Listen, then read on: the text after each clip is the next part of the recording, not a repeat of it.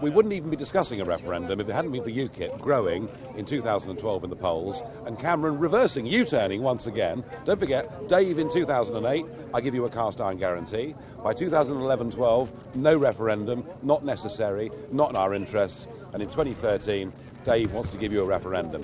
He's only talking about it because of UKIP, and the way to get a referendum is to get enough UKIP MPs into Westminster next year. Now, freedom of movement is on the negotiation agenda. For the first time, mainstream parties.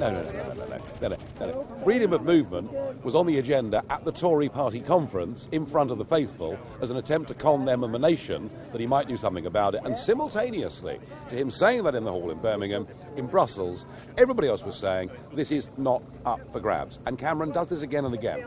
He raises expectations. He thinks by doing this somehow UKIP and Eurosceptic thought will melt away. It won't. In this place, this is not a hotbed of anti-EU feeling, is it? Your message on the EU is not exactly warming the cockles in Middleton. I think you guys in Westminster, and I'm from Manchester. Well, yeah, but you spent too long in Westminster, clearly. I think you guys in Westminster just don't understand what's happening in the country. The north of England is as Eurosceptic, if not more Eurosceptic, than the south of England, the east of England, the west of England.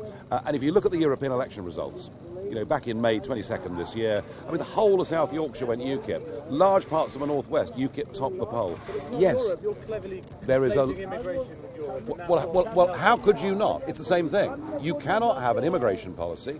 You cannot predict the numbers that come into Britain. You cannot predict what primary school provision you need. You cannot predict what NHS provision you need if you're members of a union that gives an open door to nearly 500 million people. You're very good at this sort of, I am the rebel, I'm rebelling against the establishment. You're a total creature of the establishment. Please. Ex-stockbroker, No. college. No, I wasn't a stockbroker. Shire Tory background. I worked in the metals business. Nothing wrong with that, is there? I'm not saying. Do you know something? I tell you what. You can say. I tell you what's not a con.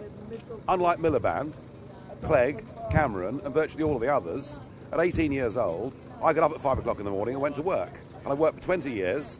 Paid my taxes. In the MREM, my own company, and employed people. I've worked in the real world. I know what it's like to go through tough times. I know what it's like to deal with bureaucracy. And none of them, frankly, have ever had a job. Most of the angst in this country right now is a result and a consequence of the financial crisis. And you're an ex-financier.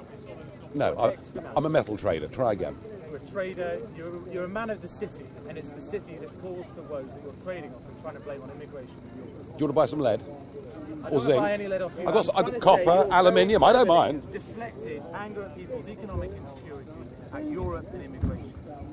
I'm sorry, there is one way in which I would agree with you, and that is that the Eurozone crisis has led to many more people coming to this country, and I suspect between now and the general election, the numbers coming to Britain will go up even further, so desperate is the financial crisis in Italy and Spain and Portugal and Greece.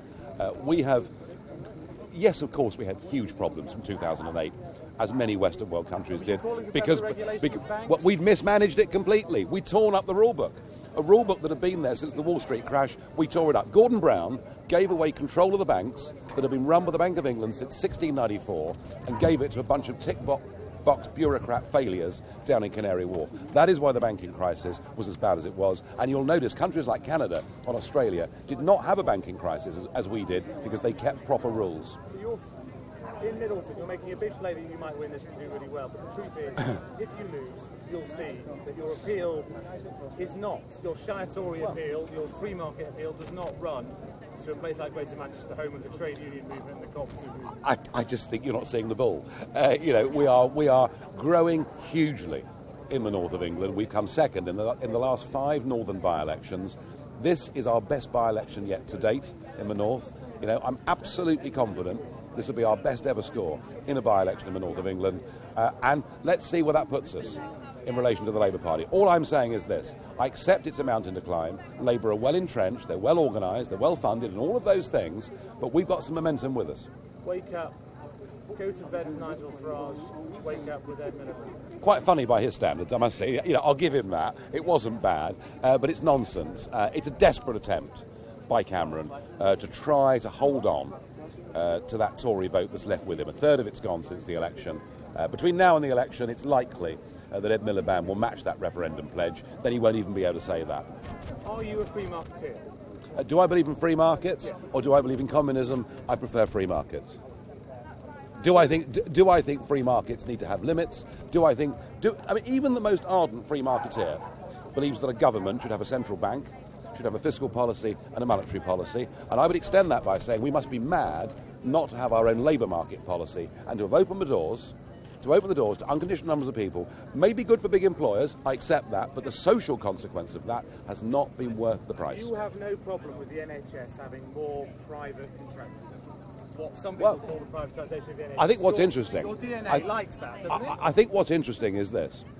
It was the Labour government that introduced PFI deals, bringing in big outside private money. It was the Labour government in areas like this that outsourced many of the services within hospitals to foreign companies, in some cases owned by Goldman Sachs. So it really is. No, I tell you what I want. I want us to run our own government departments correctly. And I think what has happened since 1997, not just in the NHS, but across a wide range of public services, is we've outsourced various things that government itself used to do. And we've done it to the betterment of very many rich individuals. They've done very well out of it, but I don't think we've got better public services out of it. I want government to run the bits that government runs and run it well. Why has UKIP got a monopoly on patriotism? Why do you Well, my view is that it is not a patriotic thing to give away your democracy, your birthright, your freedom, your ability to control your own destiny to a foreign set of institutions over which you only have a very small percentage say. I think that is actually giving away the country, selling the country down the river, and that is what the career political class in Britain have done. They've done it over decades, they've done it by stealth, they've done it without ever telling us the truth, and I think what's happening is that the penny's dropped. And the British people increasingly are saying, look, we want to be friendly with Europe. Of course we want to trade with Europe, do all the things that neighbours can do, but we want back our country and our democracy. If you're a free market, free trader, why are you against TTIP? Because TTIP is very, very badly drafted. And it's badly drafted because there are so many countries that'll be part of that are not part of the common law system. They have a completely different legal system, that the Americans have written it in such a way that says they don't trust the legal system of over half of Europe. And it's put us into something that has a dispute mechanism that actually would override our democracy and our courts, and it's not acceptable. I'm opposed to it on these terms. I'm not opposed to trade. I'm opposed to having the right trade deals, but I think Britain, the sixth biggest economy in the world, should negotiate its own trade deals, not have it done by a bureaucrat in Brussels to try and balance the interests of 28 different countries. We're going to go see Mr. Miliband later. Yeah. The Labour line, which I think is getting a hearing here, is that you're basically a Tory, an Uber Tory, a super Tory, you're off the scale Tory. Well, the Labour message is that we want to privatise the NHS. That's a lie. And the message that somehow UKIP is Uber Tory is a lie. We have got policies that are more in tune with helping working people in Britain than Ed Miliband has. His government, of which he was a part, a minister, opened the doors in 2004 to completely unconditional numbers of labour coming from Eastern and Southern Europe. It is that has compressed wages. It is that has displaced British people in the workplace. And Ed Miliband knows it, but he daren't admit it. Are you basically, is this a long-term strategy? If you look at what the SNP's done, you're hoping to move into second place. And even if it doesn't go for you here this time, you're thinking this could work in 5-10 years? Well, we're fighting a battle on many fronts at the moment. I mean, this by-election, which clearly is very important to us, Clacton happens on the same day. We've then, in the next month, going to have, end of October, we've got the Police and Crime Commissioner in Yorkshire, and then we'll have the Rochester by-election in November. So we are up to here fighting elections at the moment. Ask me after those 4 results. And that £1 million, though, came from a guy who owns diamond mines. I don't think that's going to go down too well on the streets of Middleton. Well, I think he owns insurance companies, and I bet many people here have fire insurance on their house. Why is it diamond? He owns diamond mines. It's not. Is that bad then? I'm not saying it's bad. I'm saying. What are you saying then? It's not your. You're saying you're an everyday Labour bloke, you're working there, and you're taking £1 million.